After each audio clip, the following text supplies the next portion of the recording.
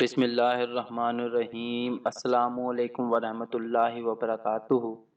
حضرت ابو ہریرہ رضی اللہ عنہ کہتے ہیں کہ نبی اکرم صلی اللہ علیہ وآلہ وسلم نے ارشاد فرمایا، تم میں سے ہر شخص کو چاہیے کہ وہ دائیں ہاتھ سے کھائے، دائیں ہاتھ سے پیے، دائیں ہاتھ سے لے اور دائیں ہاتھ سے دے، اس لیے کہ شیطان بائیں ہاتھ سے کھاتا ہے، بائیں ہاتھ سے پیتا ہے، بائیں ہاتھ سے دیتا ہے اور بائیں ہاتھ سے لیتا ہے۔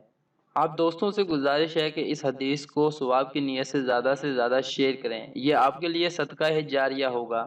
اللہ پاک ہم سب کو اپنے حفظ و ایمان میں رکھے۔ اللہ حافظ۔